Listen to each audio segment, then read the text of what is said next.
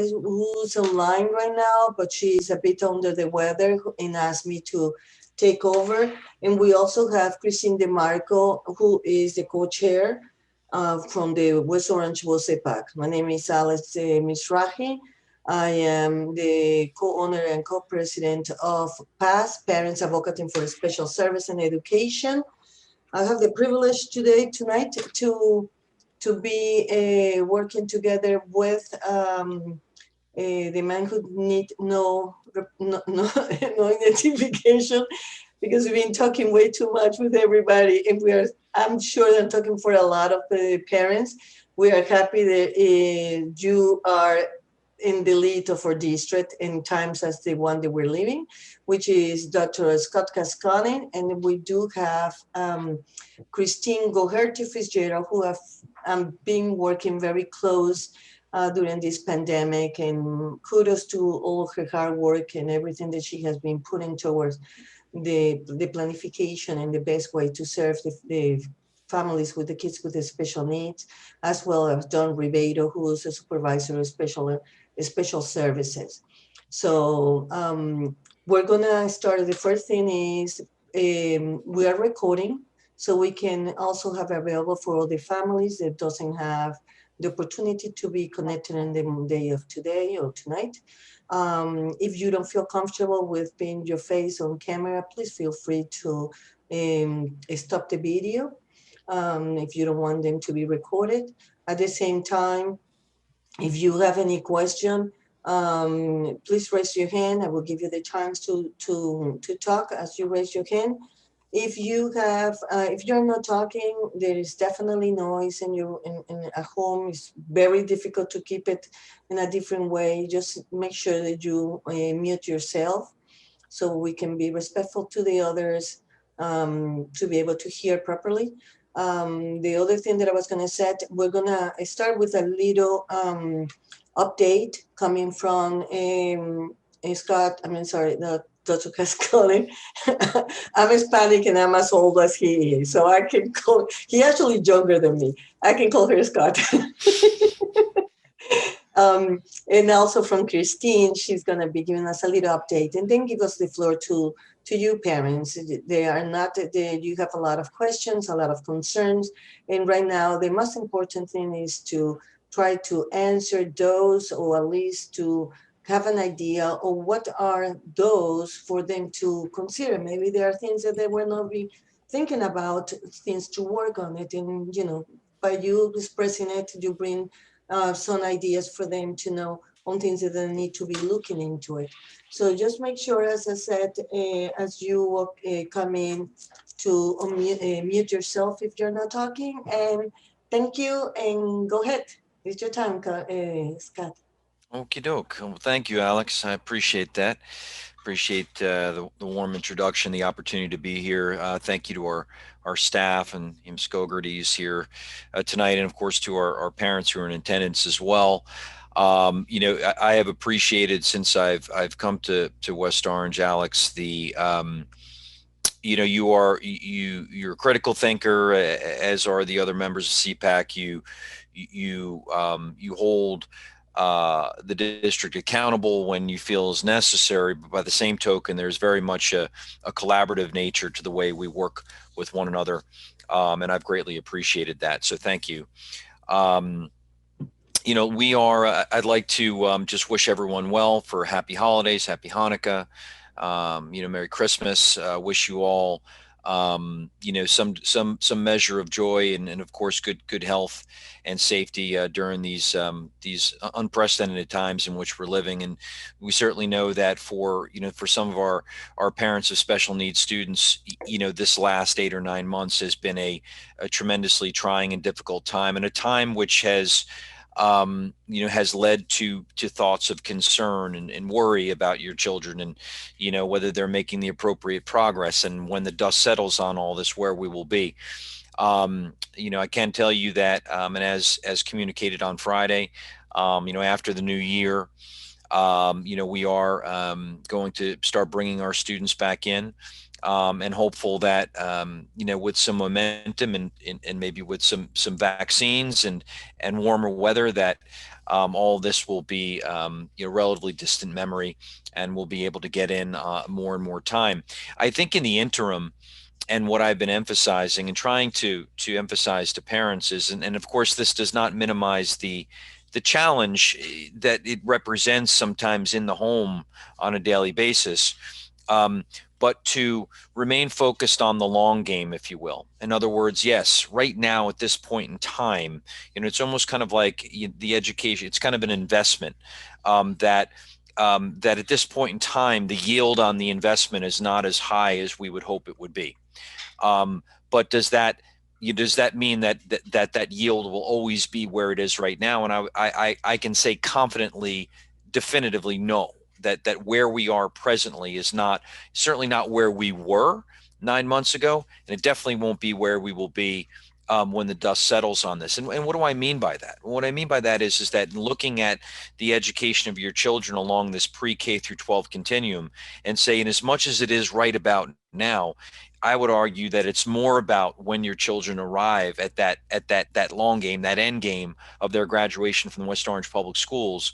Are they going to be exactly where they need to be successful in their post-secondary life, wherever that might bring them? And that what will be the commitment of this school district, not only now, but as importantly, when the dust settles on this, to ensure that whatever gaps, whatever regression may be experienced, we are going to be as committed as ever to close that. So, we just kind of remind you that. That being said, at this point in time, and I've had conversations with Mrs. Gogarty Fitzgerald and she with her team, and this, maybe I'll just kind of close on this point. I don't want to monopolize too much. Is that right now, as we've come to the end of the first trimester, we've come to the end of the first marking period, we need to really be looking at each individual student's performance and progress relative to their goals and objectives, and say which students are in need of the greatest assistance right now, and what can we do above and beyond what we're doing already to close those gaps through more targeted interventions and supports for those students. And so that's absolutely a focus of what we're doing right now, as we understand at the end of the first trimester, where kids are. So my kid is regressing. My kid is falling behind. And you may be right. But let's corroborate that assertion, that parental assertion, which is so valuable. But let's corroborate that with what we're actually seeing in the data. And maybe that's true. Or maybe it's good news. Maybe it's not to the extent to which you think. But if it is, then we're committed to understanding how we can close that. And of course, we're happy that we're going to be able to begin to offer some on-site instruction sooner rather than later. So that's kind of what I have for you. But I look forward to hearing what my colleagues have to say, and very much look forward to hearing the questions that come from our parents as well. So thank you. Thank you so much. Christine, if you would like to give us a little update. I know that we were talking about a few days there are possible days to be open, and as well as some areas such as evaluation that will be important for the parents to know. Sure. Thank you, Alex. So good evening, everyone. I just want to welcome you. I know this is a very busy time of year with Hanukkah, Christmas coming up. So, as Dr. Cascone shared, I do want to wish you all a happy holiday. I know that this is, again, busy. So to hop on this evening, we do appreciate your time, and hopefully we can answer any questions that, anybody has this evening. So I do want to share an update in terms of transitioning the students back. We early on back in August, we had a rollout plan to begin transitioning students back in the fall. We were able to bring in 2 programs in mid-October. We brought in our district autism program and our preschool students with disabilities. They came in on October 14th, and we had the students in 2 days a week until right before the Thanksgiving break. At that point in time, we did make a decision, just looking at the increase in cases, coupled with holiday gatherings, that it would just be in everybody's best interest from a health and safety standpoint that we shut down until mid-January. We did have a plan to kind of roll that out and bring in more self-contained classes prior to Thanksgiving. However, there were various extenuating circumstances with buildings closing, our transportation department shut down. So we did have to put our initial plan on hold. So looking ahead into January, we are looking to return our preschool students with disabilities as well as our students with autism on January 19th. That is when all staff are anticipated to come back. I know Dr. Cascone sent out a pretty lengthy letter outlining the plan. I'm just going to go over that this evening.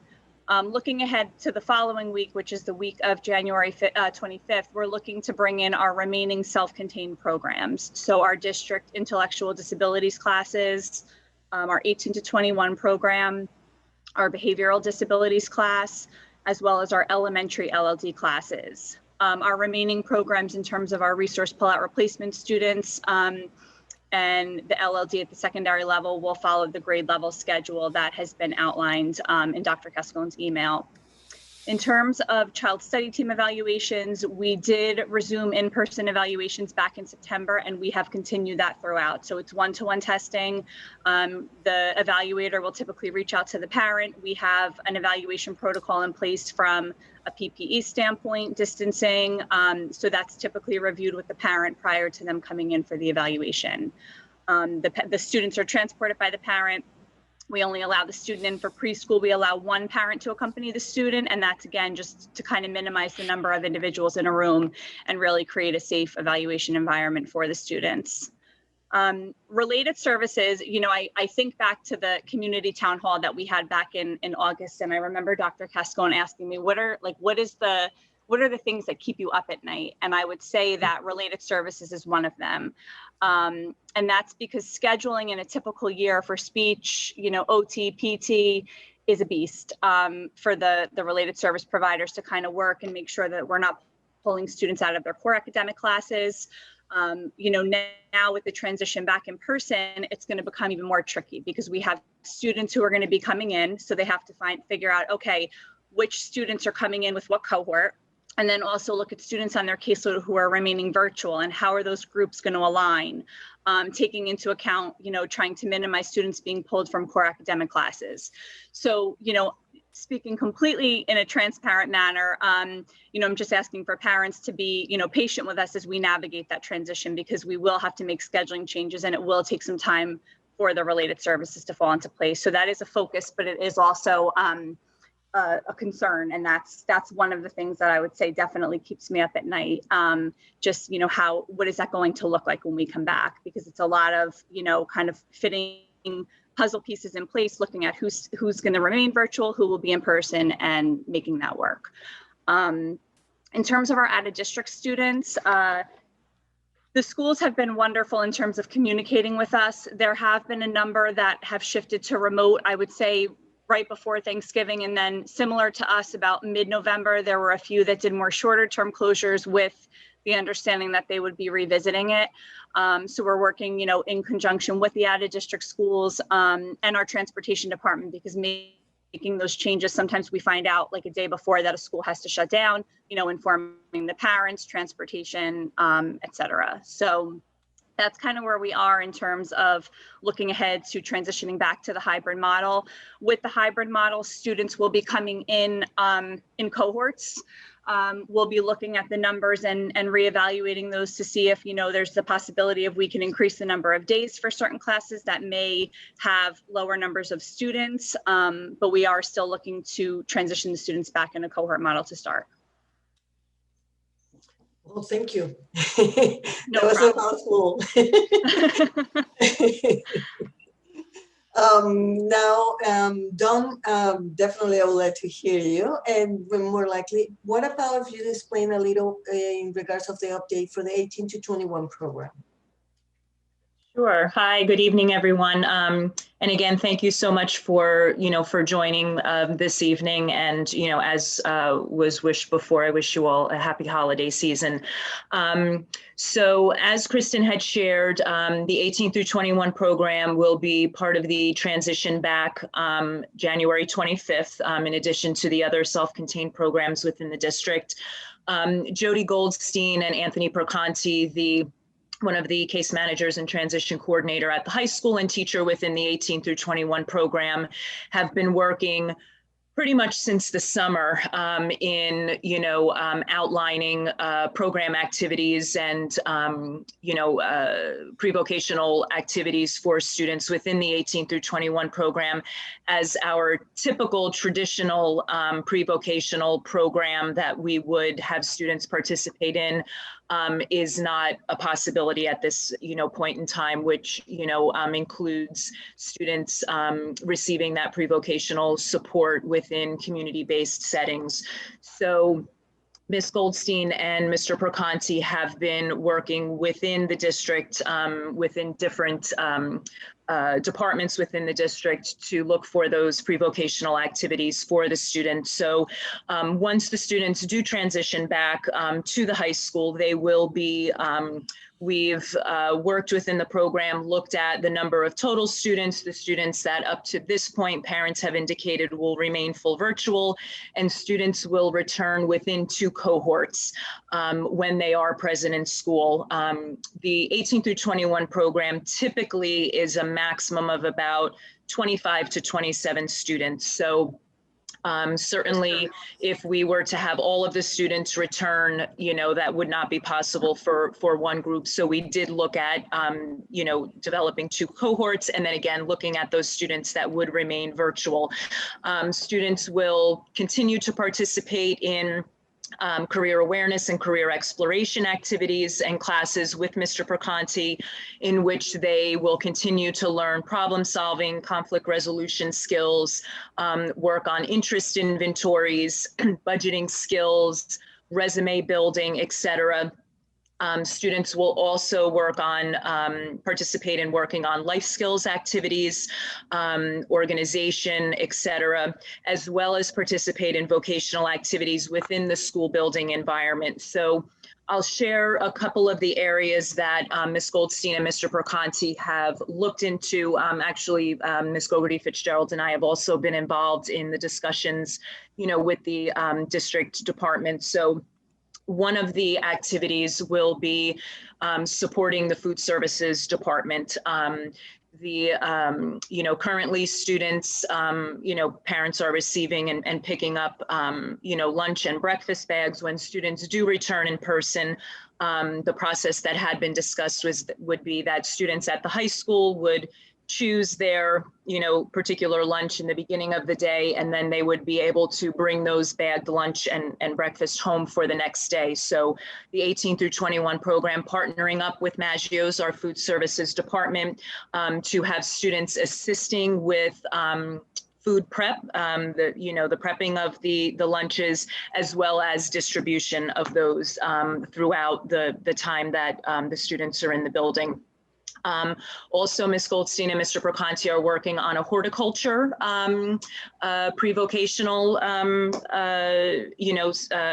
activities for the students, looking at and creating a garden greenhouse, maintaining, plants and herbs. So we've, begun to talk, and we've, met with Mr. Moore and talked about, locations, et cetera, within the building, looking at developing order forms, marketing materials, et cetera. Clerical, students will continue to help support staff with clerical activities within the 18 through 21 classroom at the high school. We are equipped with a shredder, photocopier, et cetera, and the students in the program help support staff with their clerical needs within the building. So they will assist with collating, doing mailings, et cetera. Ms. Goldstein and Mr. Proconti have also, spoken with our maintenance department to see if there are as well opportunities for students for the 18 through 21 program to support, that department as well. So, again, because our traditional pre-vocational community-based activities are not possible at this point in time, Ms. Goldstein and Mr. Proconti have really worked in collaborating with the different departments within the district to have a combination of in-class instruction with Mr. Proconti, as well as partnering up with our departments within the district to provide those pre-vocational activities when they do return. Dawn, can I ask you a question? Yes. How are you? Good, So how are I'm you? impressed with that. I'm good. I'm impressed with that because I was thinking they should be doing things within the school to help support school. Do they normally not do that? Would they normally be outside doing these things? So it's actually a combination. The in-building pre-vocational activities continue to be available for students. You know, where we are at this point in time, we have to rely more on the in-building and district departmental support. But that's a very good question. Those opportunities within the building are still available, even if we're in a traditional year. So students may work with, you know, through food services, assist with the clerical, the maintenance department. The horticulture is a little new, so that was something that, you know, Ms. Goldstein and Mr. Proconti talked about, and we, you know, researched on to add in this year. But the building-based work enclaves for students are available typically on a year-to-year basis, in addition to the out-of-building and community-based experiences. I think it's awesome. I mean, I think it's brilliant that they're serving. Thank you. Thank you, Dawn. Sure. And for the question. Moving forward, anybody who wants to speak, please raise your hand in the same area. We will see where you are and give you the heads up so you can unmute yourself and speak. If anyone, this is now the time for the parents to ask the questions or to present their concerns. So please feel free to raise your hands and unmute yourself to ask the question as soon as the okay is given to you.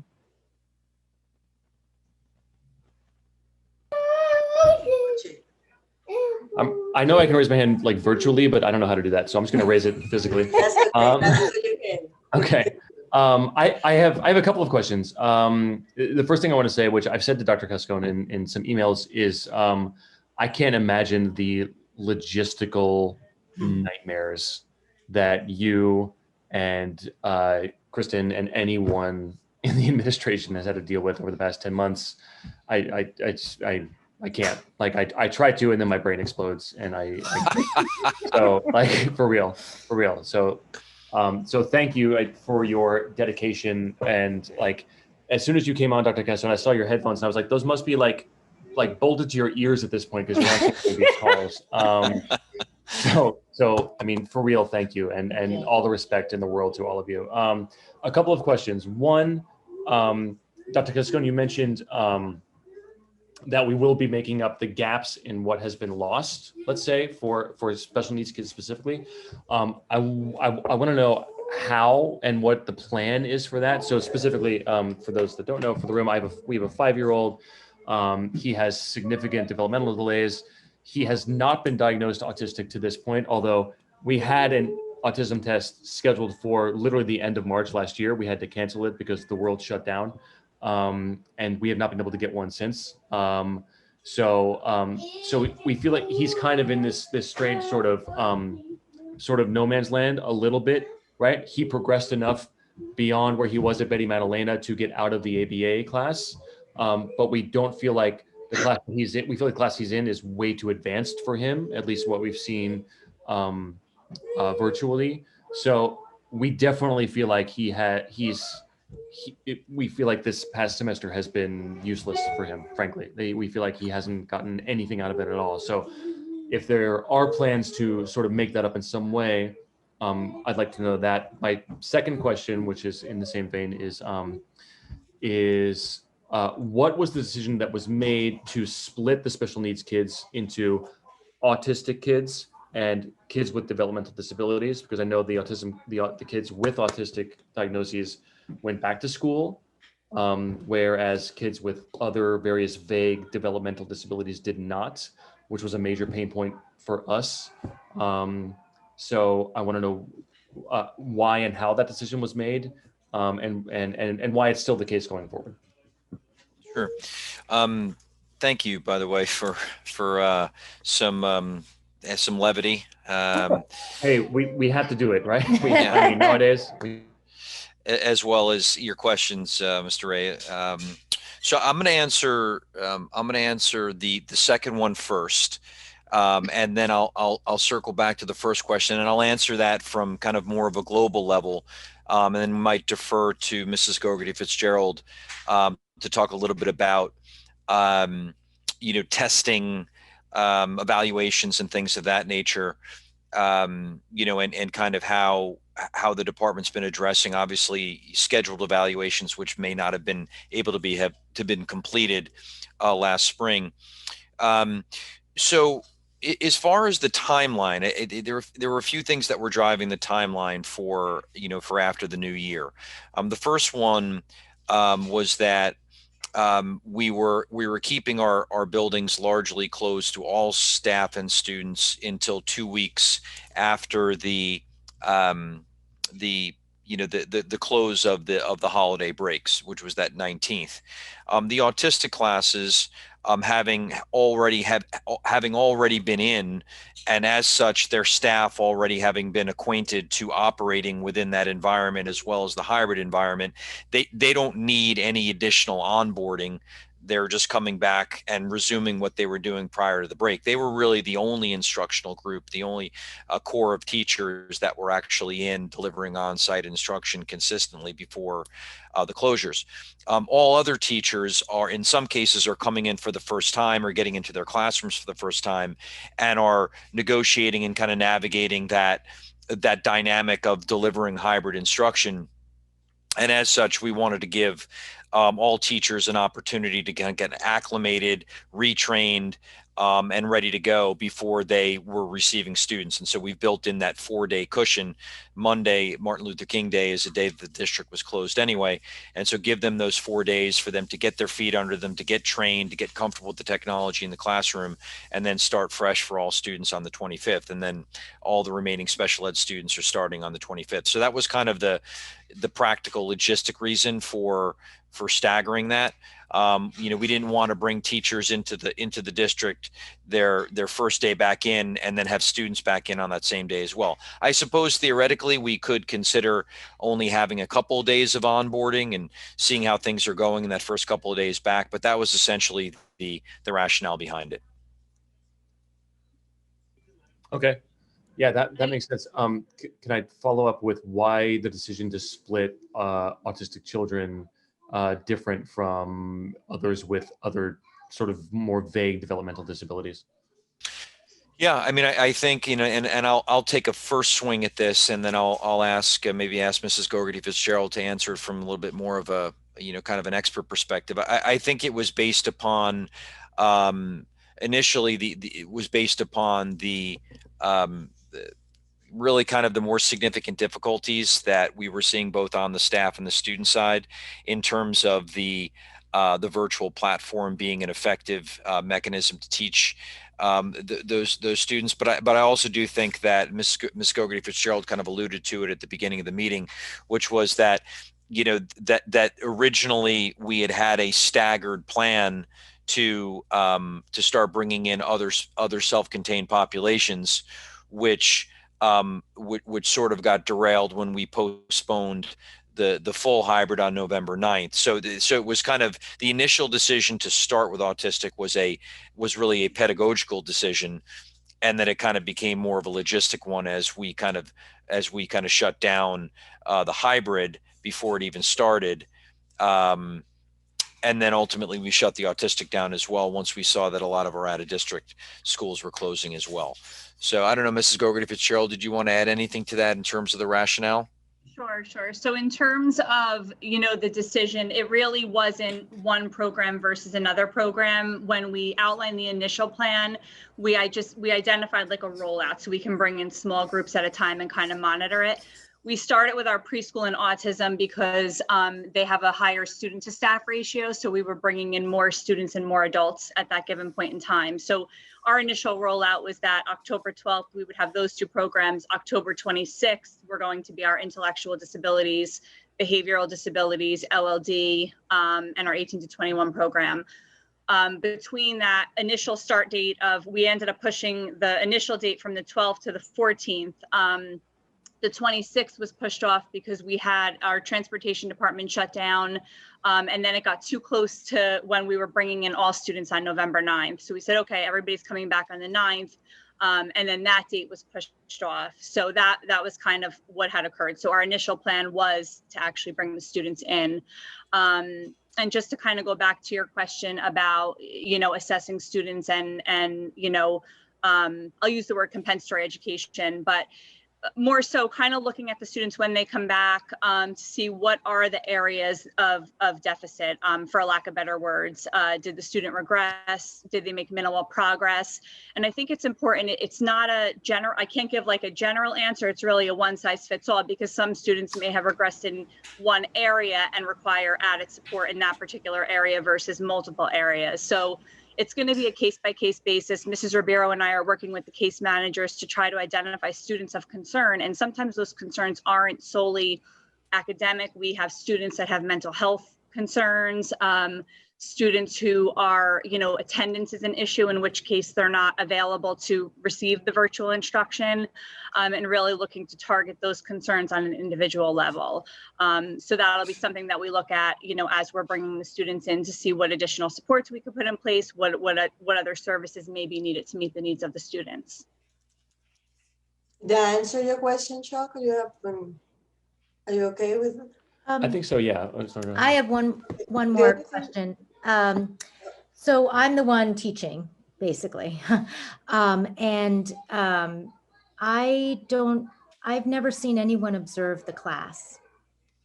And that troubles me, because there's a lot of things that are going on that I don't feel should be going on, that it's just not working. It's not working. And I'm not disparaging teachers. I'm sure they're wonderful teachers, but it makes my blood boil. And I can't speak for other parents, because some of the parents are working and they can't advocate as well. I'm lucky enough to not have to work right now. So, but the technology is really not being handled well. And it's not getting better. And I've been reaching out, I've been trying to help, and I feel like our class specifically has fallen through the cracks. And nobody's been observing the class. Nobody's been giving them technical support. And it's really infuriating. And I can't handcuff my child to a chair. So he basically does, maybe if I'm lucky, an hour of a 3-hour day.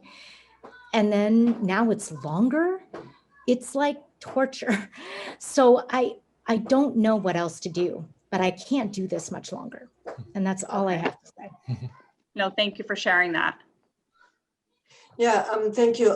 And I totally relate to that.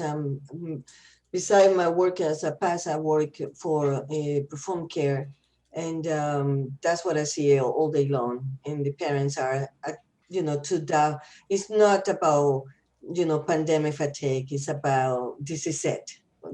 Where is the answer? One thing that I do want to remind everyone at this point is the fact of keep track of and monitoring your the IP, the objective and goals. Okay, that is key, specifically at this time. We're talking, like Christine was saying, about the regression. It is important at some point when we go to request the compensation education to be more specific of what areas are the one that the goals has not been met, and they has been present some regression, as well as the fact of which one of those has not created any, they have not been mastered, neither generalization, meaning that the skills has not been transferred to other environment. That is at this point the key thing with this pandemic. So I cannot address enough to all the parents to please keep track of them. There is a wonderful form to follow those. I will put my email on the chat. If you are interested on the form, please just let me know. I will email it to you. It's one created by Span, it's not made by me, but it was more with the idea to help the parents to be able to keep track, because when you go back to the school to request support in this area, it's necessary. The working in partnership, you can say, this is a specific area. Going back to the school and saying, my child present regression is not helping neither you and your child, and it's not helping the school to know how to address. It's just, we go to the principal, tell me where it hurts so I can heal you. It's exactly the same. So anyone who's interested on the form, I will do that, because as I said, it's key that we need to keep track and control of what are the objective and goals, and how are those met or not. Deborah, go ahead. I saw you still, give me 1 second. Thank you very much. As Dr. Cascone said at the beginning of the meeting, that we should be focusing on the long term, and things will be very different than they are from now. But I have a son in the autism class at Roosevelt Middle School, and he's currently in 8th grade. And so school closed down for him when he was in 7th grade, in March of 7th grade. So what we're looking at is 3 months at the beginning of the closure of absolutely no instruction whatsoever. There was some related services provided as of the end of April. There was no teacher instruction until the extended school year started. And now we're in a year of, virtual, in school for a couple of days now, no more school. So not really, as you would say, a typical school year. So once this school year is over for him, is this a child who is going to be expected to move on to high school? Mm. I can jump in on that one if Okay. you'd like. So I think we have to, I kind of go back to the case by case basis. We have to look at what are the areas of regression, and make those decisions in terms of what we feel if he were to move on, are there areas that we need to provide compensatory education in to, bridge some gaps that may have developed with the school closures. So looking at, when he comes back, progress towards goals and objectives. And again, it also extends beyond the academic. Are there, areas of behavior that there's regression and things like that? And that'll help really drive decisions in terms of what the next steps will be. But are we only looking at regression, or are we not looking at potential progress for kids? That's Yeah, so I think it's a exactly what I was gonna ask combination, you and about. I That's keep the exact same using the question. word regression, and that is a good point. So I think we have to look at it from a regression standpoint, minimal progress, to see, what else can we put in place. And these are conversations that we would like to start having. So we are working with the case managers to look at, which students are of concern, what are those concerns, and what can we do now to try to be proactive before it gets, to be the end of the school year. And Mrs. Ribeiro and I actually have a meeting with them tomorrow to begin, looking at that and identifying the areas where, we feel that students are demonstrating little progress. And in all areas, it could be academic, it could be social emotional, it could be behavioral.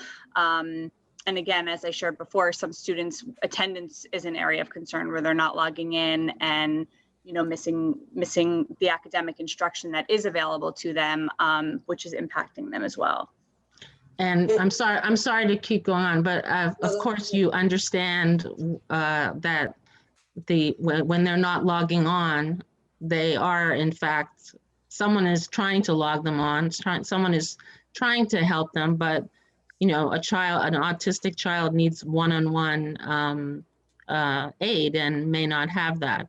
And then in terms of evaluating a child for their progress and or regression, how is that really, I guess it's possible, but is it the best that it can be, or is it good enough? I would say in in the environment that we're in right now, where you're 2 days or 3 days a week online, 2 days in person, especially for children who are, who are very much like, a certain a pattern or a certain, a schedule. Not to say that, my child is not necessarily that rigid, but he very much looks forward to going to school.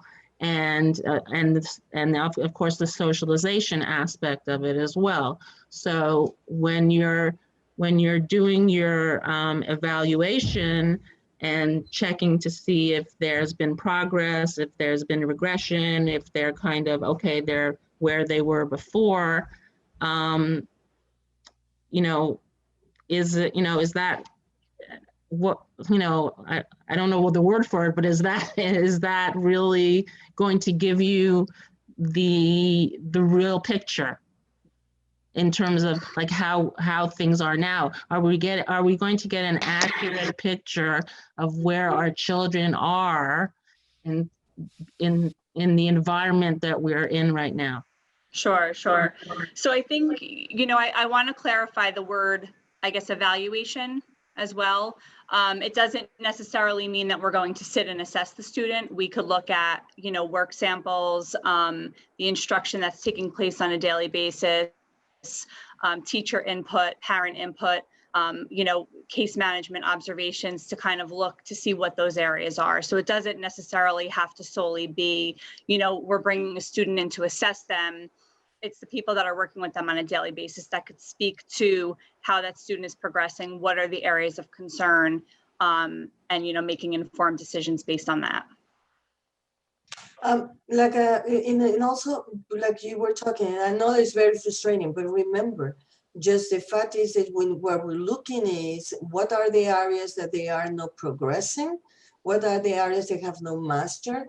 And I know that it's extra work for the parents, but that is the only, it's all right. It's the only way that we have in order to present the response for the school when the compensation education comes along. And then looking into not only regression, as you said, Deborah, but also look into the fact there have to be some type of mastering on those skills.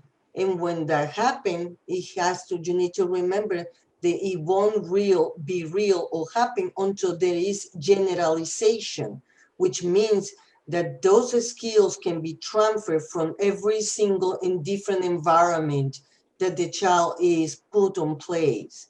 Okay. Absolutely. So those are the key things to remember. And I'm sorry to interrupt you, but absolutely that I meant to mention that before, is that my child works. I have a babysitter who has been his one-to-one aide basically this whole time, who is absolutely unbelievable and can get him to do anything. But that's great, but once he's with someone else, will he be able to do that? He needs to be able to generalize. He needs to be around other people, other teachers, he needs to be in that environment. And we cannot get a sense of that generalization unless that happens. And then I'm sorry, but I know that you keep mentioning compensatory education. Now, is that something that, does that mean something specifically, or? Well, yeah, according to the law at the moment after if there is any during this period of time, they were still under executive orders and such with emergency, the fact that the kids were under IDA or IDEA or ADA will be able to receive compensation education, which is a request for the school district to pay for the services, especially related services. There are any gap or has been present any regression on it. And the school district in West Orange has said from the beginning that they will be working on that, and they will be considering in individual basis, case by case. But that does not refer to, that refers to related services only and not to actual, You have I'm an sorry? IEP. You I'm have an sorry? IEP. It's in general. You have an IEP. Let me Yes. remind you that regardless of anything, you have a legal binded document. Whatever is there has to happen one way or the other. Don't forget that. That is Okay. what you have in your hand. Stuart? Thank you. Go ahead, Mish. Okay. So, you know, I'm just listening to everybody speak. And one of the things that I noticed that from the several people that have spoken up is that either we're sitting one-to-one with our children and we're not getting our work done. And, you know, not that we're sacrificing, but we're sitting with our kids, or you're paying somebody to sit with your kids one-to-one, and our kids are still not getting what they need. That being said, our question is, how do we know you're actually going to have the kids come back in January? When you look at the past, you know, they were supposed to go back in the beginning of the year and they didn't. And then they went back in October and then you closed. And then they were supposed to go back in November and you stayed closed. And then they were supposed to go back November 30th and you didn't open. And now you're saying January. How do we know that's going to happen? That's my question. Okay. Yeah, I can. I'll. Mr. Nakbar, would you like to follow up on that? I'm gonna reserve until you give a response to that, and then I've got my point that I would like to make. Okay. Well, I'd love to be able to tell you. I mean, I can predict what's going to happen tomorrow. That you know, that I could have predicted, for example, that the Google outage that happened this morning was going to happen, and fortunately, it didn't stop us from being able to deliver virtual instruction. But you know, that happened. I don't have a crystal ball, Mr. and Mrs. Nakbar. I wish I did. It would make things a lot easier. I would like, for the record, to go back over the two decisions that were made, because I sense that there's kind of an illusion that there was a bit of disingenuity on my part in those decisions. And so I would like to go back to the original postponement of the hybrid. And the original postponement of the hybrid was done because I was asked to certify the health and safety of our buildings. Our employees were holding us accountable for doing so, as they should be, relative to our ventilation systems. And if you need to go back and read the, you know, the We don't need to go back and read it. Okay. Well, I'd like to clarify that for the record, because I feel as if you're alluding to the fact that there's a disingenuous decisions, and there certainly wasn't. On the November 9th postponement, you may recall that that the district physician and the Department of Health advised against that. So here we are. We've made a plan to reopen it after the new year. That is our intent. I think we're in a much better position to do it now, and we're going to give it our best effort. You know, in terms of, that's the plan, it's been communicated. And I understand very well that if I were not to do this third time around, I recognize what's at stake there in terms of public relations and public perception. It's a reality that I'm very well aware of and that I live with on a daily basis. You know what? And not to be Disingenuous. impolite, it's more about our children. Our children's they're the ones that are, yes, we're home with our kids and we're trying to get them through this online stuff, and we're parents, and it's this whole, we get all of that. But our kids are the ones that are suffering the most. I understand. That's, I mean, I don't know what the answer is, but them not going to school it's not good for them. I understand. It's not healthy. And I can't speak for everybody. I can only speak for us. This has been bubbling for a really long time. Unfortunately, Kristen's heard probably took most of it. It's just. I didn't horrible. I mean, I haven't spent, I didn't go into the field of education or spend the last, 21 years of my life serving the children of public schools in New Jersey to not do what's in the best interest of kids. I can tell you that we're doing our best on a daily basis to try and navigate a very troublesome and problematic situation. And you know, we're going to make a go of it in January. And you know, if I'm not able to get it done, then obviously, you know, I'll know where I stand in the eyes of a lot of members of the community. And you know, I have my professional reputation and the welfare and well-being of my family and my children at stake. So I fully understand what's at stake here. I'm a father of public school children myself. If I could just jump in here, a few things. One, the fact that you're saying that you have to re-onboard your staff is an issue, considering you've already onboarded your staff. You took a week or 2 weeks in September. I think it was either or it may have even been as many as 3 weeks for your staff to get up to speed on how to deal with PPE and how to deal with all the different aspects of temperature and monitoring and protocols and walking through the school. And now you're talking about doing it again. So that's one. Two, and Ms. Gogarty, forgive me, this is kind of directed at you. And you know me, I don't mince my words. And I'm not personally angry with you. But the one-to-ones, the assistants that we're supposed to be getting, the TAs or whatever we're calling them, the aides, it'd be real nice if during gym class, if they got up and maybe did the exercise with the kids, or maybe they would do more than just go, come on, pay attention, or anything like that. Maybe they were a bit more involved in what they were doing. Maybe it's a training issue. Maybe it's an issue because we know that if they were actually in the classroom on a one-to-one at the gym or in music or in whatever class they were in, they would be doing it with them. They would be interacting with them, not just using their voice. There would be more to it than, come on, pay attention, or something like that. We're the ones doing the exercises with them. We're the ones jumping around. We're the ones that are doing the different activities and doing the homework and doing all of those things.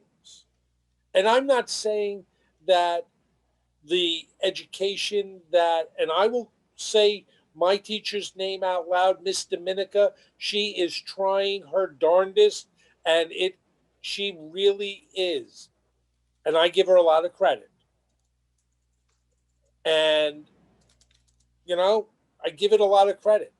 But the fact that you are not bringing them back fast enough, the fact that you have blocked them out, and I say blocked them out because for 2 weeks, for the entire time that we were in cohorts in school, you had a teacher teaching on a cohort B day to an empty classroom with no students in there and teaching my son from that virtual empty classroom. And now we have to wonder whether or not people are going to be changing their minds and saying, oh, I want to go back in person when I said virtual, or I said virtual and now I want to go in person.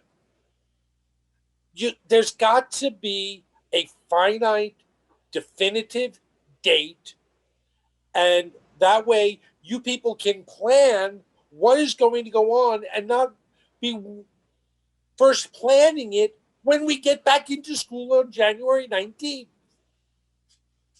And forgive me for getting angry, but this is really welled up in me, and I can see certain parents are agreeing with me in the background, and I can see that others are getting annoyed that I'm even speaking or going on, but I'm sorry.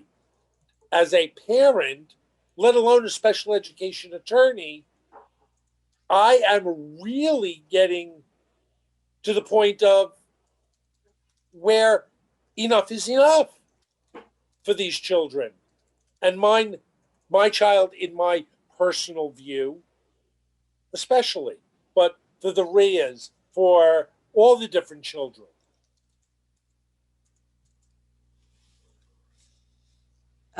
Any of you gonna have an answer for that? Do you wanna make a comment? Yeah, I know, Lisa, give me 1 second because Stuart, make a comment and need an answer. I saw your hand going crazy there, but let's finish with Stuart first, so we can respect everybody's time. Do you have anything to comment, Christina or Scott? I was going to jump in unless you had something, Dr. Cascone. You could start, Kristen. That's fine. Okay, thank you. So, Mr. Nakbar, I know we've had the opportunity to communicate, and I hear your concerns. I do, appreciate the feedback regarding the paras. I have been in lessons where I have observed and the paras have been interacting and up and about. I'm not obviously in every classroom every day to see, but that's certainly something that Mrs. Ribeiro and I can follow up on. So I do appreciate that feedback.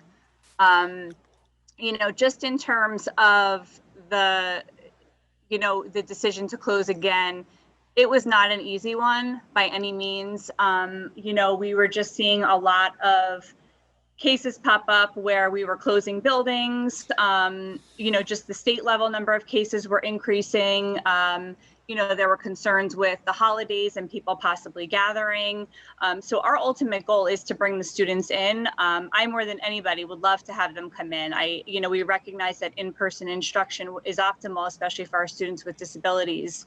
But then I also, just from a humanistic standpoint, you have to look at the safety of other people. And, I have staff members who are pregnant or, and they're coming saying, are you looking out for me? So, we have to take that into account. And I think when we looked at the number of cases, especially going into the Thanksgiving break, and not knowing what families were going to be doing, we felt that it was the safest decision to close, for that interim period of time.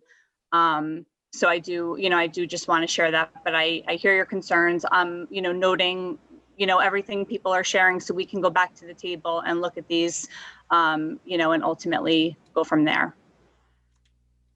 Scott? Well, there is a plan, and we're not waiting until January 19th to start planning. I mean, we're planning now, and I did make note of. I know we have parents of students who are in different programs, and so parents might be speaking from the perspective of the autistic programs or the other self-contained programs. But your comments, Mr. Nakbar, were impactful enough.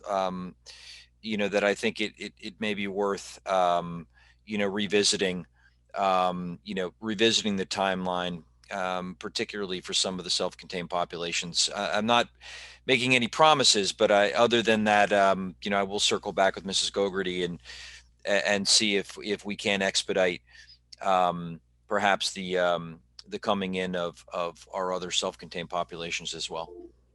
Thank you. Lisa Brunwick. Thank you. No, so I want to come to you as a parent of a special needs student. I want to come to you as someone who's been a paraprofessional within district for many years, who's been very involved in our community. And there's not a right or wrong here. I think I'm not addressing just you, Mr. Nakbar, but you saw me shaking my head, because I do feel that we're in a pandemic. This is out of everybody's control and hands. I think Dr. Cascone, Kristen, everyone is doing a fantastic job. I was actually surprised we were going back. I actually didn't think we'd go back till spring. And believe me, I want my kid in school so bad. This has been a very, very hard time. He's a freshman at the high school. He's failing, he's cutting, he's not doing his work, he's overwhelmed, he's depressed. I mean, it's bad. And I work, his dad works, we're not available to support him in the way we'd like. We'd love the extra help. I'd love to bring someone in. I think instead of, we can say all the things and complain. I think what would be really helpful, I've been on many committees, let's be solution-based. So I don't know, if you have suggestions or thoughts or comments, I think it's great that Dr. Cascone is already going, you know, what you're saying, I hear you, as well as Kristen. And you know what? We're going to revisit it. Let's look at the timeline. I'm sure having kids young and having autistic kids is really challenging. Believe me, I get it.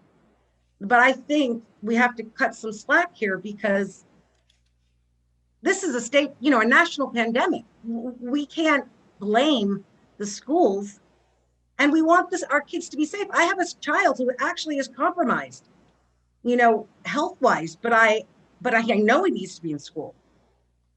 But then I also question, and this is to you, Dr. Cascone. So they go back hybrid, they go back a couple days. What happens when the numbers go up? Or will this hybrid, especially for some of the more challenged students, hinder or help? Because they're still not getting a routine. They're going to get a different routine. I think kids are going to be very excited to be back in school 100%. Like, yay. You know, they're all begging for it, right? They want to be social. They want to see their friends. They need structure. But then they go home the next day. So then what happens then? Because if I recall, I don't know what we are now. It was like 4 days a month. And I'm thinking for 4 days a month to one, get the COVID numbers up, and to two, what are they really getting 4 days a month being in school? I think it's going to hurt them more than help them. So I think you can look at all sides, but I understand, and you have younger kids and you have kids with, you know, hard disabilities, that it's hard. It is. So I'm not disputing it. I just want you to be able to look at all sides fairly and recognize the challenges for everybody. Thank you, Lisa. Miss Renwick. Stu, give me a second and I'll call you back when it's your time. We have Carol waiting. Carol? Excuse me, I would like to address what she said directly to me in her comments. You know what? I'm gonna tell you one thing. I know that this getting we're making comments back and forward, and the truth is the following. The main idea of this, I know there are times they are very difficult. I would appreciate it if every single comment is more measured on a way to try to get answers. Mostly, this is the third forum that we have put together. They've been very well attended and we are very grateful. And the idea primary is to give space and floor to the families to bring their concerns and to look for best options and best services and best way to assist their family in the needs of the family.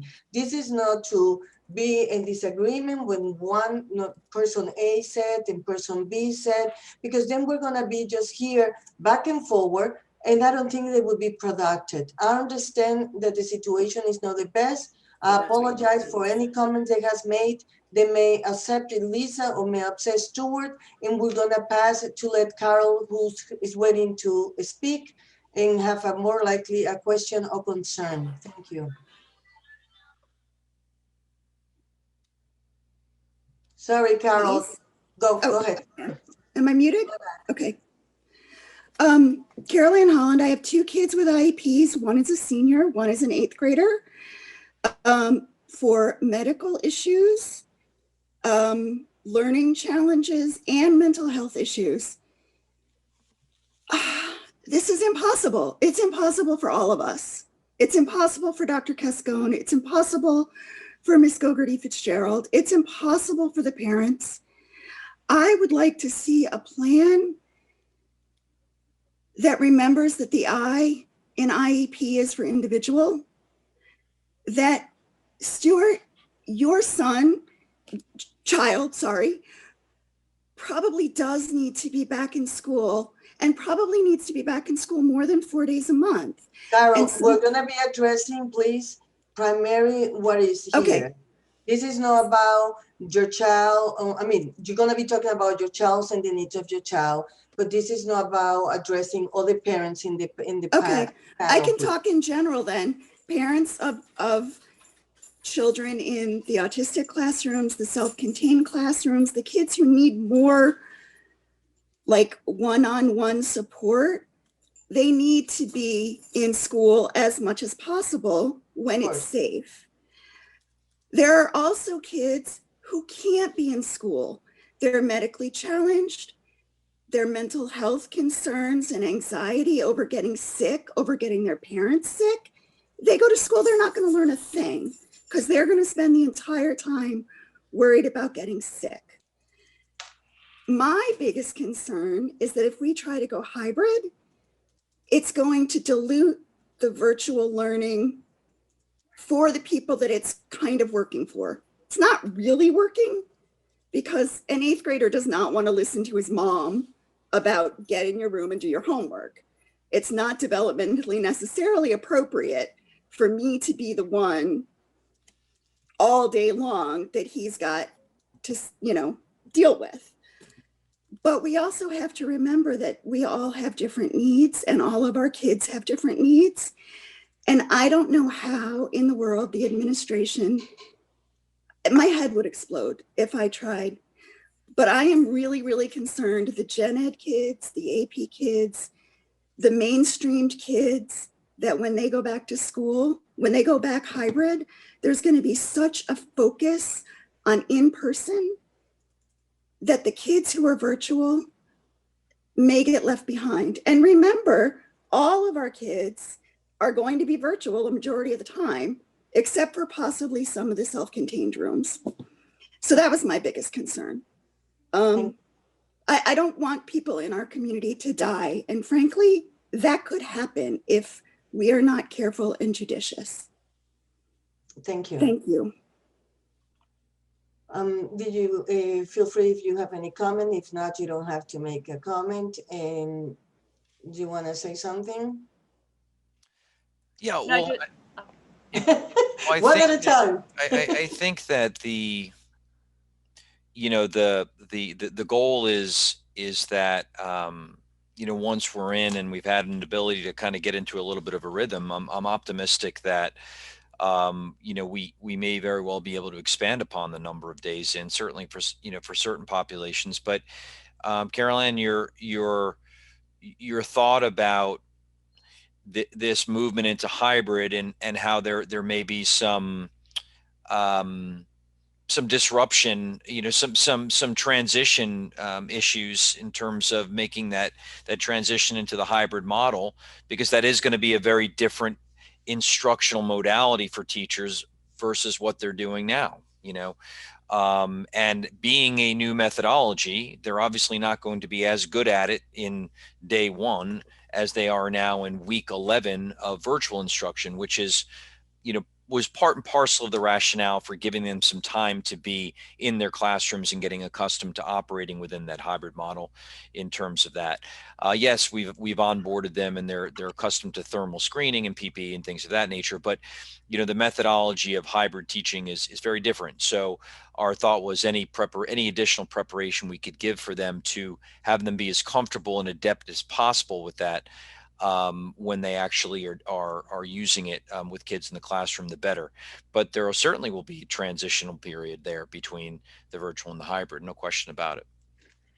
Could I also add something as well? I just wanted to share also that certainly, your point is well heard, Ms. Holland, in regard to delivering the instruction to both in-person students as well as students who will remain virtual. And I will just say that in, experiences that I have been in meeting with the other supervisors within the district, in our meetings, that has definitely been a focus as we have discussed transitioning back to hybrid in how to deliver the instruction effectively to both students in person in the classroom as well as virtual. So it definitely is a point and a concern, well heard, and I just wanted you to hear that it is definitely something that is discussed within, our supervisor, our, meetings with content area supervisors, Ms. Gobry Fitzgerald and I discuss with teachers, within the special education department in regard to that as well. So that is definitely an area that is an area of focus, as we transition, because again, it will not look the same as when teachers are teaching to a full virtual classroom. You will have to, have those adjustments. So it definitely is an area that is being discussed and focused on within content area meetings with teachers. Thank you. Just a reminder, I see you, Miss Ria. Give me 1 second. I'm gonna go to Krista, that was been waiting. I just see also the fact, and just for those that are arriving, I'm not all the time checking the chat. If you put there that you want to talk, I know that Danielle wants to talk and Melinda as well. Thank you. We'll call you in a few minutes. If I'm missing it, you can write to Christina DeMarco. She's been there like a pioneer, taking notes and making sure that everybody's correct and reposting things on the chat. And I apologize if I miss anyone. And I did notice right now that Danielle, George, and Melissa were raising their hands. So my apologies to you guys. And I'm gonna let pass Krista as I offered before. And it's big hugs to G-Bean. Thank you. She says hi to everybody. No, you cannot. All right. So, you know, I hear, and I apologize. I was late to the meeting, but you know, I think it's really important to understand that it's not just a school-wide issue, a district-wide issue. It's actually a state issue, because you know the school district has been extremely accommodating to us, as has my daughter's out of district school. And you know, my daughter, she's hospitalized virtually every year for significant issues, and we've almost lost her twice.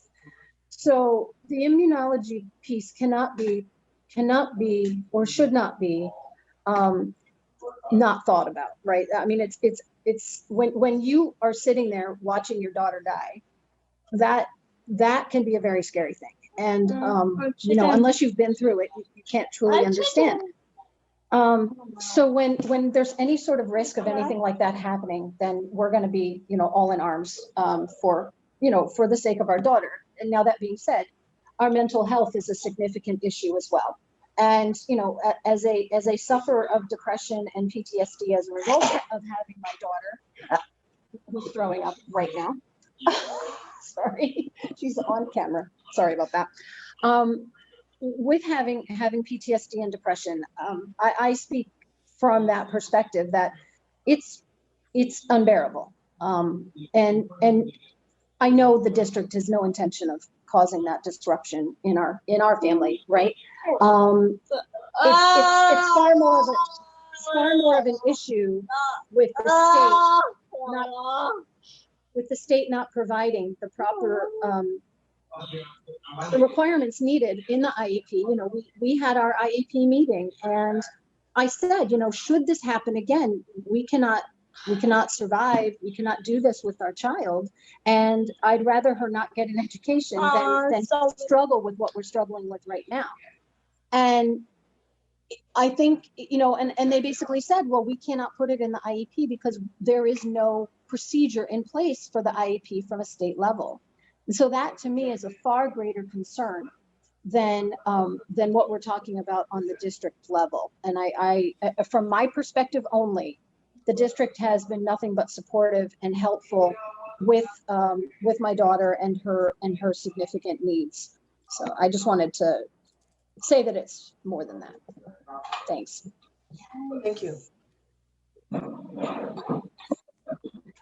Danielle George.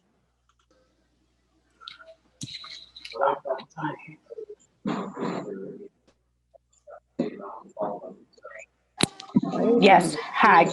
Good evening, everyone. Thank you all for putting this together. I just want to know, what is the criteria for a case manager to reach out and contact the parent? I have not heard from the district case manager since all of this has been going on. My child she is out of district, but I have not heard from her case manager. So, you know, no check-in to see how things are going, if we need anything, nothing. Thank you for sharing that, Mrs. George. I will follow up on my end about that, because the case manager should be reaching out to the parents fairly consistently. So I do apologize for that, and I will follow up. Okay, thank you. You're welcome. Thank you. Thank you for waiting, Danielle. Melinda Lee. Melinda? are you Hello. there?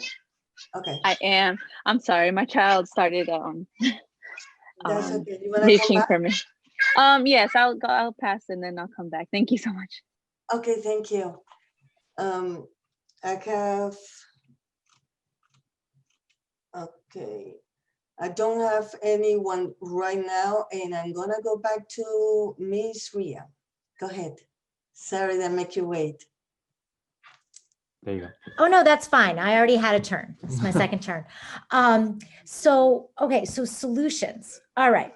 So I was thinking, what is the training like? Because my experience, from what I've observed is that, I mean, with all due respect, I am still teaching our teacher how to use Zoom. Daily. And there's no technical support. And also I had to explain to her what we are seeing on our little Chromebooks, as opposed to what she's seeing on her host computer, which is different, as we know. And I had to explain all of that today. It took about a half an hour out of the class to explain that. Anyway, what is the training? Because if the training is in a vacuum, but the teachers aren't actually practicing with a Chromebook, with actual people that are telling her, what are you hearing? Can you hear me? Can you see this page that I'm presenting? When you see the page, can you see me talking? No? Okay. These are the things that 4 months in, we're still contending with. And my 5-year-old, who barely speaks, is out of there. He's like, I don't know what they're talking about. I'm playing with cars. So what is the training? Is it just a hypothetical training, or are you getting hands-on so that they can actually physically rehearse like it's a show? I'm an actress, so I can't imagine the practicality of not actually rehearsing a class before doing it. It's bizarre to me. But that's, so what is the training like when we go back for this hybrid, which will be very tricky? Which will be mostly virtual anyways. A lot of camera work. Yeah. Christine? Yes, I'm also actually going to ask Mrs. Ribeiro because I know she had the opportunity to, I was not available to participate in the actual training, but yes, my understanding is that they did practice it in terms of, doing it from the classroom and then live streaming out. So I don't know, Mrs. Ribeiro, if you can share a little bit about that. Sure, yes. There was, that training where they were practicing within the classroom, and also our technology department staff were available as well to model, specific aspects like you're talking about with Zoom. If you're sharing something, can you see me? When we shifted to Zoom, it was different than Google Meets, which we were using previously. So there were, I'll kind of refer to it kind of bells and whistles in Zoom that weren't in Google Meets and vice versa. So just as you said, we did need to practice, when you're sharing a screen in Zoom, you can't see your entire class. How can you see a thumbnail? How can you see a portion, et cetera?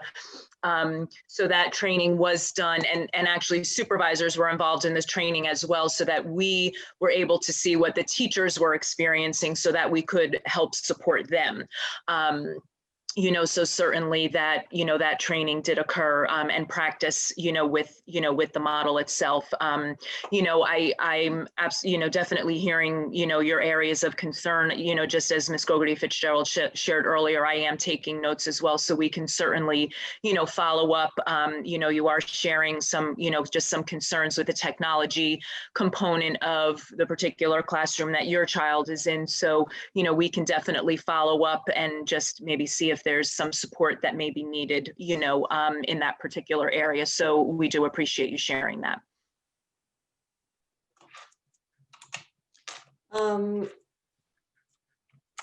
Anyone have an immediate question? I do have one last thing, which is just to circle back to what I heard before, and I think it's a little sum up of things we heard from some other folks as well. I know one of I forget who it was, but she was great.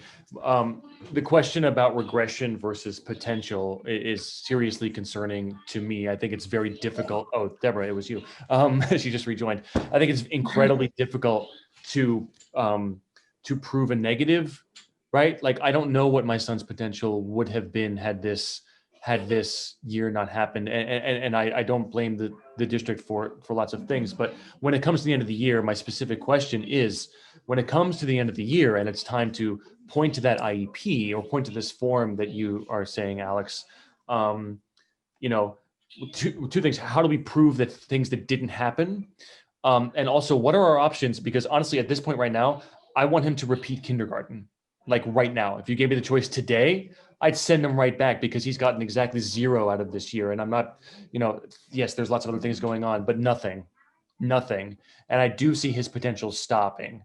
And to everyone else, people who are in 8th grade transitioning to 9th grade, like every year, every minute, every moment for a special needs kid is of utmost importance when they are learning. Every single second of them not learning is a second that they are left behind more and more and more. And I know you know that. So that is my question. The sheer loss of this year is staggering for them. So I never got an answer to my initial question. I know it was a 2-parter. My question of what is going to be done to make up for that, because Dr. Cascone, you said that you did have plans in place to make up for things that were missed. The second question is, at the end of this year, what are our options? If I say he hasn't gotten anything out of this year, I want him to repeat a year. Is that something I can say and that will be agreed to or at least discussed? I can jump in on that. So again, regarding your initial question in terms of what, would be offered, I have to answer it more generally because it is a case-by-case basis. So we would be working with your child's case manager, the teachers, you as well, getting your input in terms of what you're observing at home, looking at the IEP, looking at the goals and objectives. Did your child make minimal progress towards those goals and objectives? Did your child not master goals and objectives? And what would be needed to kind of bridge that gap? Is it, and the compensatory services may range. It may be, something additional in school. It may be something additional after school. So, that really varies. It's a case-by-case basis in looking at really what are the areas of regression.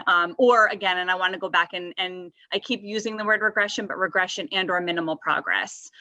So your feedback too will be taken into account because right now you're home with him, you're observing, you can share input on your end in terms of what you're seeing in the home. In terms of retention, I had that question asked of me last week by another parent as well. I think to make that decision now is early on. I think that, with the understanding that we're transitioning back, in January and, potentially providing that in-person service, I would suggest that you monitor it and see how the school year goes. Ultimately, that would be a decision that would be made in conjunction with your building administrator, to determine what, would be appropriate moving into next year. So I wouldn't say it's off the table, but I would also say that, my recommendation would be to kind of see how the school year goes and how he progresses as the school year goes, if we come back in person and he's receiving that level of in-person support and, looking at the progress towards the goals and objectives in that regard. Yeah, that makes sense. A quick follow-up, which is, Sure. We were told from the beginning that the special needs community would be prioritized in many ways in any sort of return to in-person instruction. And so far, I haven't seen that, and especially even in the plan that was put forth last week,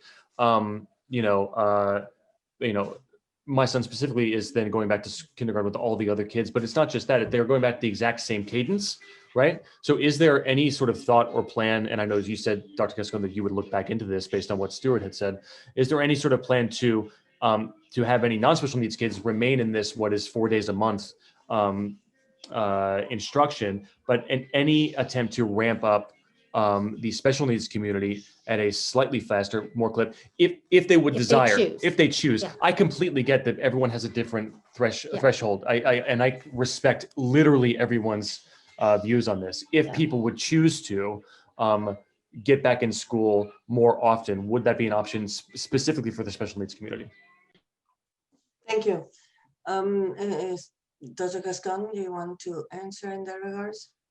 I can also chime in there. So the initial plan would be to come in the hybrid model. We have to look at the number. It also is contingent upon the number of students in the classroom and ensuring that we can properly social distance the students. So we have some classes where the numbers are much lower. And yes, we do have the potential to increase the number of days where we're bringing students in, with the understanding that we also have parents, guardians that might change their minds. So they may start their child virtual and then say, oh, you know what, I want them to come in. And then that increases the number, and we may have to again break it up into cohorts. So I think to answer that question, we are looking at that in terms of the numbers. And then certainly, you know, I will say back in October when we were transitioning our students with autism and our preschool students with disabilities, when we sent the second letter out, just kind of reiterating the start date, we had a number of parents who opted for virtual. So it really did reduce our cohort size. You know, we weren't sure when we started, like, are they going to change their mind? And then, you know, we have to reconfigure the cohort. So yes, if the cohorts are small enough, we can get the kids in more, we will certainly look to do that. So will that be done on a cohort by cohort basis, or a group or population by population basis, right? Because he's lumped in with a larger group, but his cohort is very small, and I'm yes. sure or in the same. So it would really be, we would have to look at the two cohorts to see if we were able to potentially condense them into one, and then thus increasing the amount of time that we were bringing students in. And that's just to allow for the distancing within the classroom, that we're maintaining the proper distancing between the students and whatnot. Okay, and now I'm going to give the chance to just Michelle. I'm finished. I'll let you know. Michelle Holder. Yes. Oh, I'm trying to unmute you, Michelle. Nichelle, sorry. There you go. Am I good now? Yes, please. Can you I'm hear me? sorry. Okay, thank you. No Waiting for worries. a while, as well as Jenny Schaffer, and I will call after that Jenny, and I apologize for the waiting. Thank you so much. I was just a little concerned hearing that they were still talking about the training and that aides were not, always participating. I work in a school system, so I guess my question is, are the teachers or the school leaders inspecting their expectations of teachers? Our principals or the supervisors, are they participating and engaging in classes so that they can see what's happening and they can provide teachers with immediate feedback right away? Our school, our program, it really believes in coaching, going in there, assisting the teachers so they know what's going on. It's a little shocking to me that I'm hearing parents talk about things that are not happening in the classroom. My son is out of district, so I don't have those same concerns, but just trying to be solution oriented. Somebody can reach out to me. We do this, we provide coaching. So, there's a lot of schools and programs that do this. So I'm just wondering, is West Orange leaning on other districts who are doing this? And maybe you guys can start to share best practices.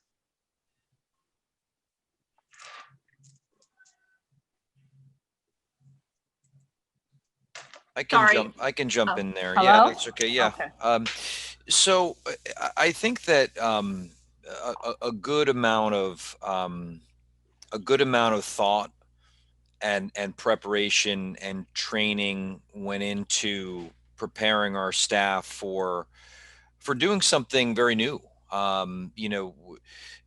We've last year, obviously we were largely asynchronous. And so when we brought, our, 700 or 800 teachers on board, many of whom had never really engaged in live synchronous instruction, it was a new skill set for many people. And so obviously within our teaching staff, we have a continuum of existing abilities and capacities with technology.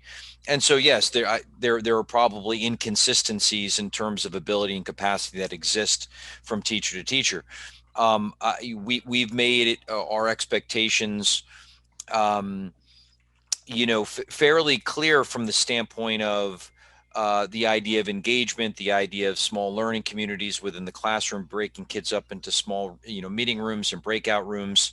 And obviously, I think that it's a very different conversation in terms of what is best practice and methodology for teaching a sophomore history course and teaching an intellectually a class of students with intellectual disabilities. There are obviously a lot of commonalities as well, but there are obviously differences in methodological approach and what we can ask kids to do and what we should be asking the teacher to do. But we are obviously we're coming to the end of our first observation round of teachers. Administrators have been in and observing teachers and providing feedback. I think that if you are disappointed with the way that your child's teacher is performing from a methodological standpoint, I think that that's feedback that if you don't feel that it's appropriate to provide directly to the teacher, and that should always be the first point of feedback, should be directly to the teacher. But if you didn't feel comfortable doing that, then that's feedback that you should provide directly to the principal, so that principal's aware of your concerns and then can work with the teacher and provide the necessary support. But I think we have a lot of teachers that are that are operating at a high level. And we've received a lot of positive feedback from a lot of parents relative to the instructional experience that their children are having.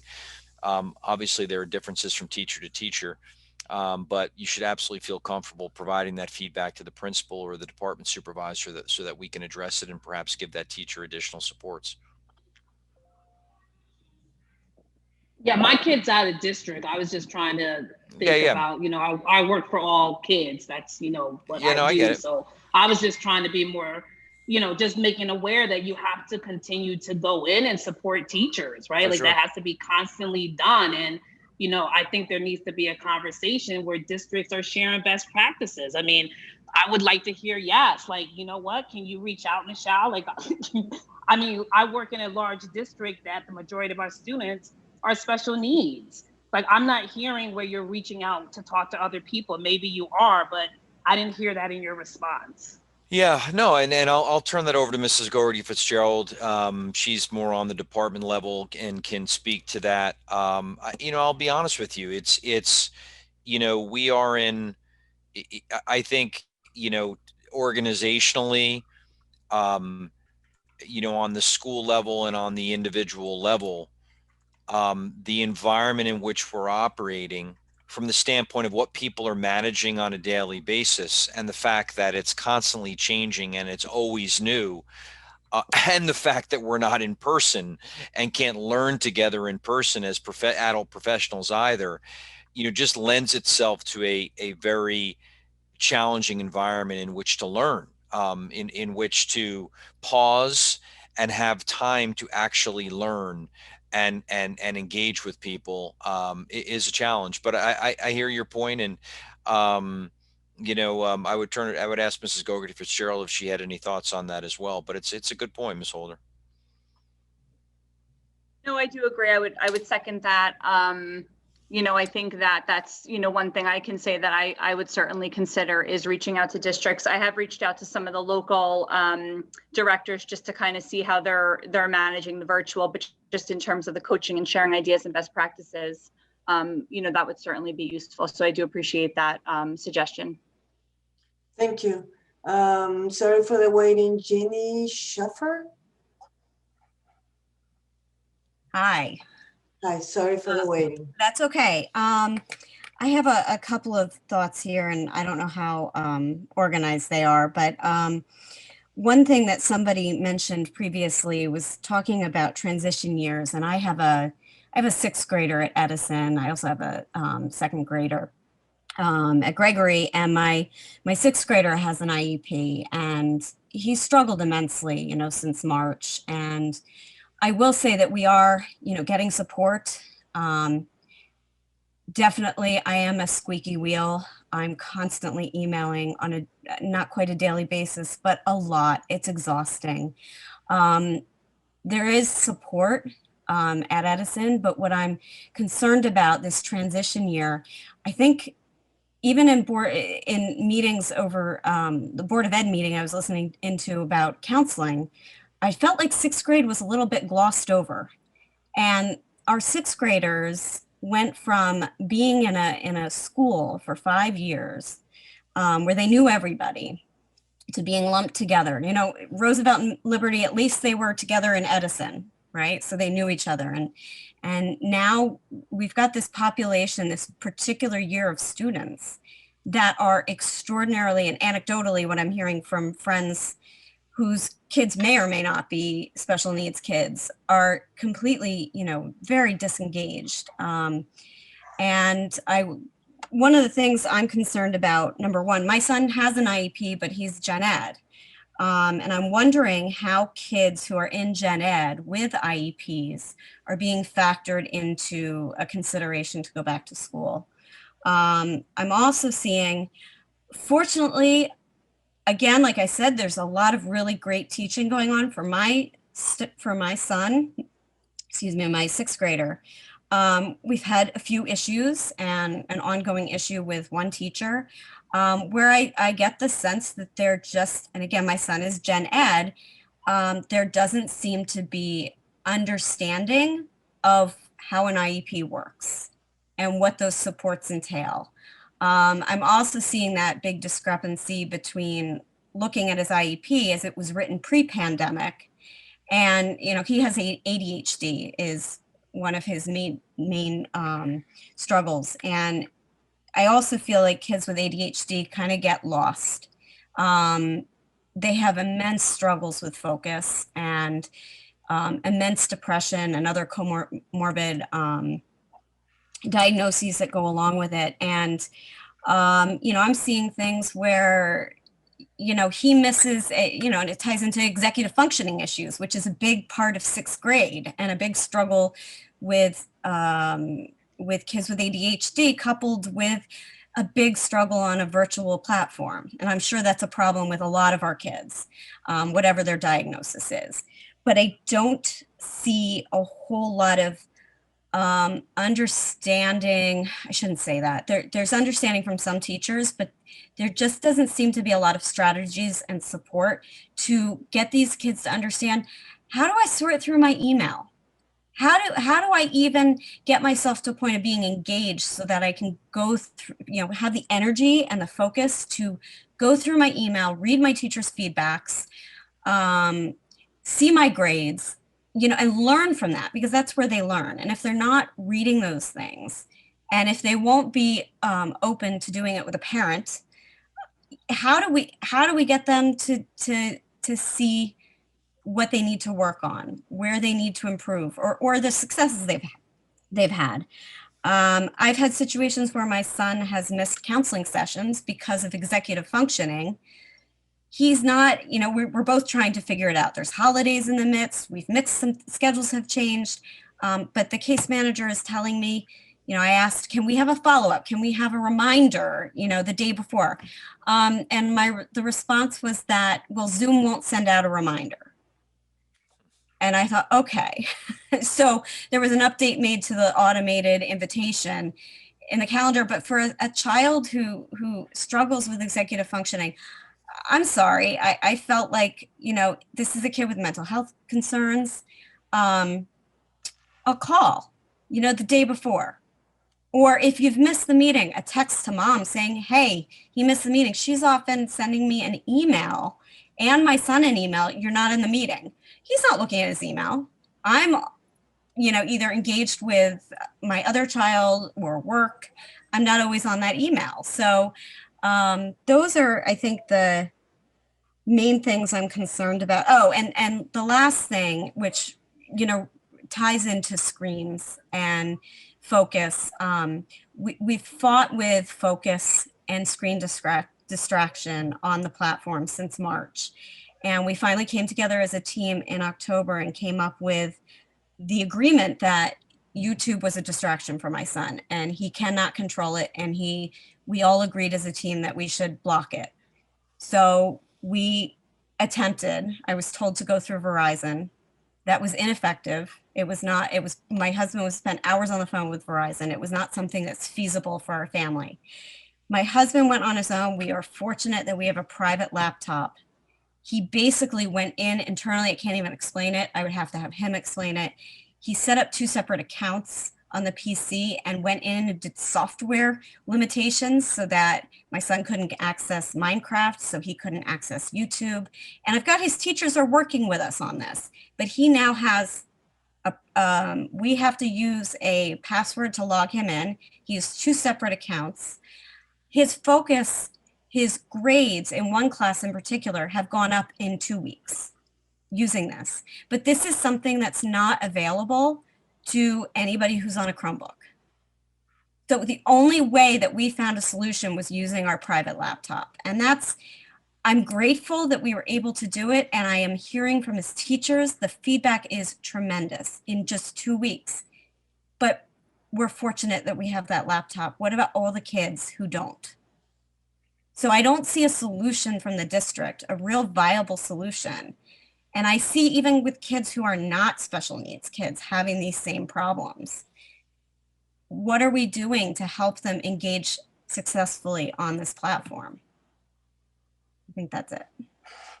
Thank you.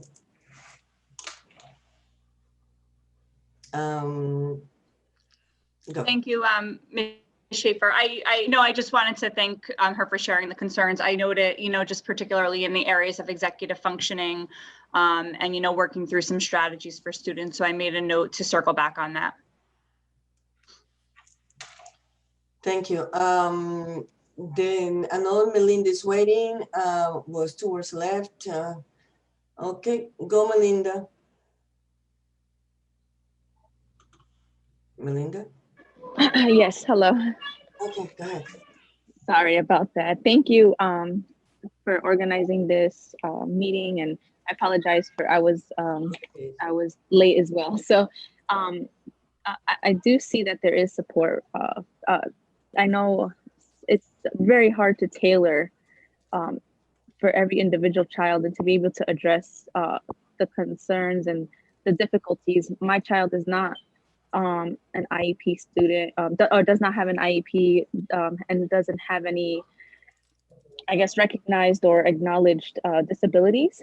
However, we are struggling a lot with the virtual learning and it is the executive function, right? And I think that that's one of the hardest things that we can teach. And I think that, we don't have the same support systems as we did in person. This pandemic is, I think, exhausting mentally and emotionally for a lot of parents. And I think that that's what I'm hearing over and over is the mental exhaustion, the emotional exhaustion of the parent side. And not to mention and not to forget the education, right? Where we're seeing our children regress or not retain the information. And I appreciate the work that the administration is doing, especially with being present at these meetings and the parents that are actively advocating for their students. The input of the parents is really important.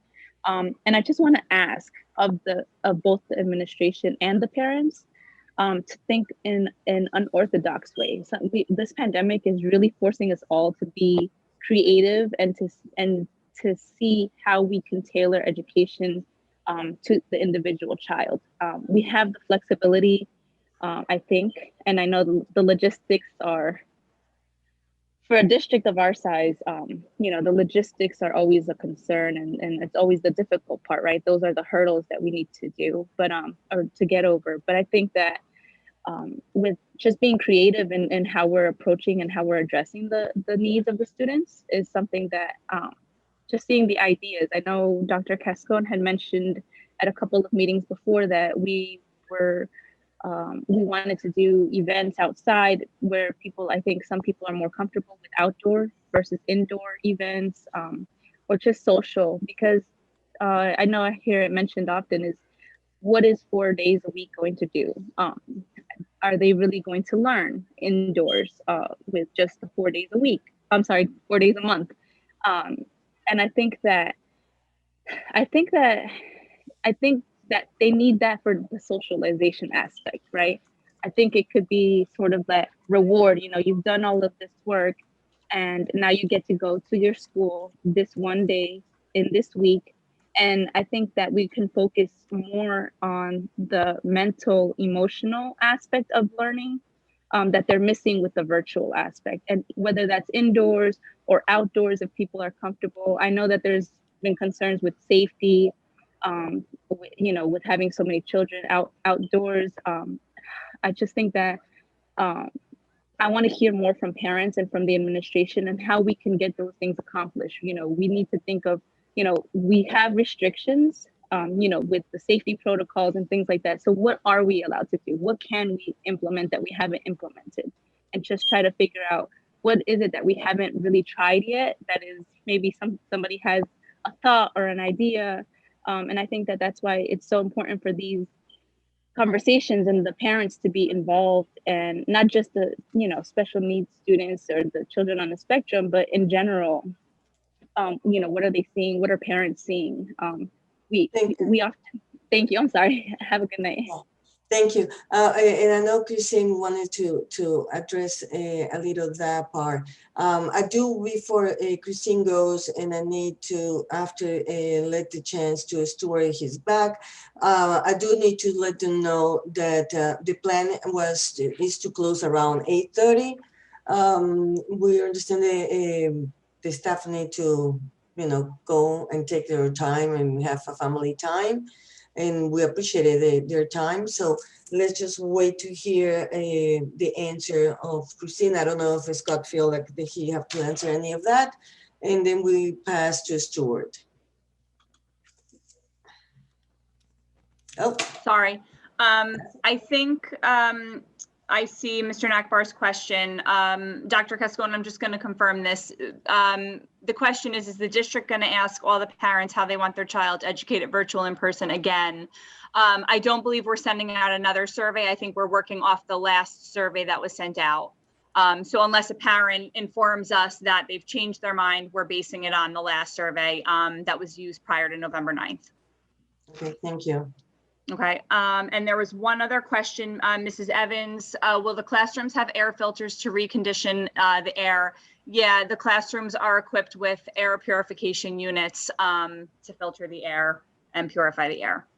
Yeah, the other question that was sent to us prior was in regards of the 18 to 21 program.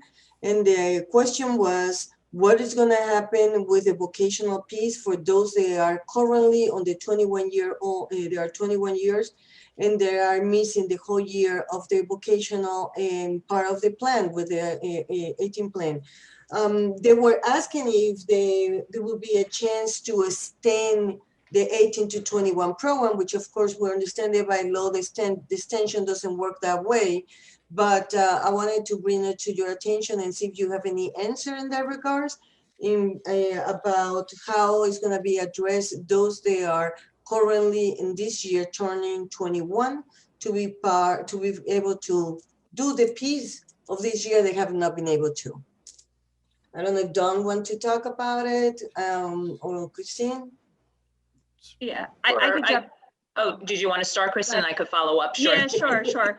So, again, I don't have a definitive answer to that question right now, Alex. I am going to make a note on that to circle back. It's a very good point that you bring up, especially with a student who is aging out this year and, what that will look like if they're not, I'll say, accessing the typical community-based programs that were outlined for them. We'd have to look at what has been provided thus far through the virtual setting, and then what will be available when they return in person. But I will make a note to think about that a little bit more and circle back.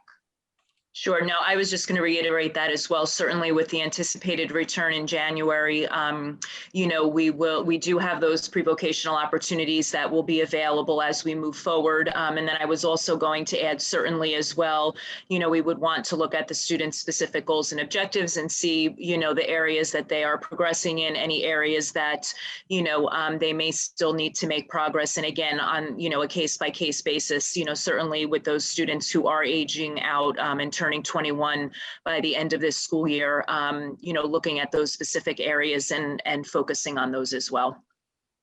Okay, well, thank you. Stuart, do you still have a question? Did Christine answer your question? Are you okay? Or you have another question? Well, it's just if the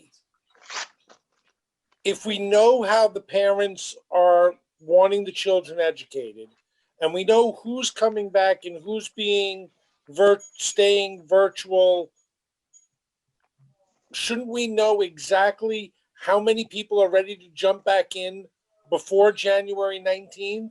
So if, for example, cohort A has 4 students and cohort B has 0 students, what's the necessity for cohort B that first week? Shouldn't we be able to go straight into the combination of combining cohort A and B, because there is no cohort B?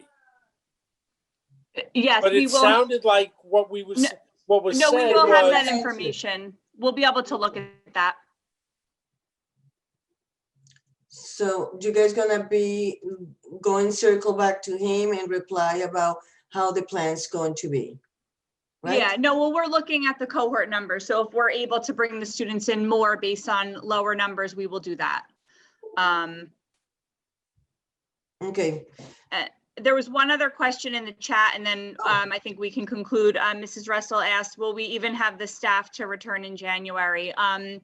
So Mrs. Russell, our Human Resources Department is working on that in terms of any staff members who might request a leave. And we will be looking to put a plan in place to replace, or an interim plan if we're unable to replace the staff when students are returning. But that is something that is being focused on currently. Well, thank you for following up, Christine, with the chat, because it was going too fast for me. No problem, no problem. But primarily, I wanted to thank Christine, Dawn, and Scott to coming.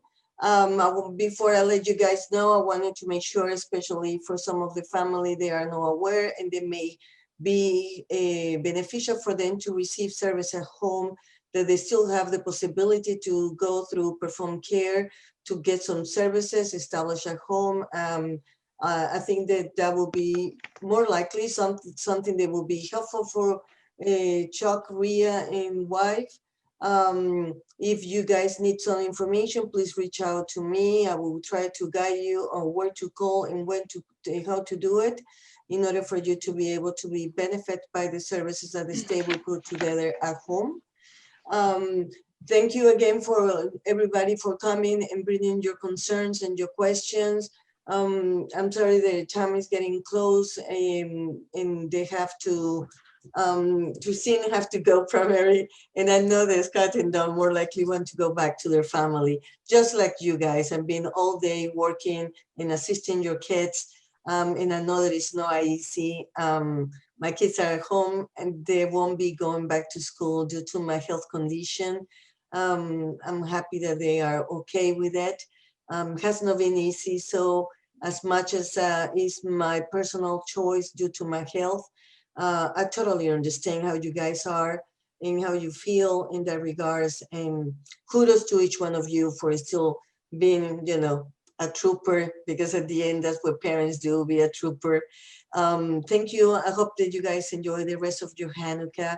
It's my holiday as well for the others starting soon to your Christmas time. I wish you all the best. In behalf of CPAC and Gina Velasquez, Cristina DeMarco, thank you so much for being here and be part of putting together always event that will allow parents to have a floor and to explain how they feel or to ask questions. Feel free always to reach out as well to PASS. We are always here and happy to answer any possible question that you may have and to work together with, as we have with the school district, in order to get the best solution for you and your family. So to all of you, I don't know if I want to give the opportunity to Scott, Christine, and Dawn to say anything before they go. But from in my end, thank you to everyone for understanding and be part of today and be part of the team on this pandemic crazy time. Okay. Oh, you're muted, Scott.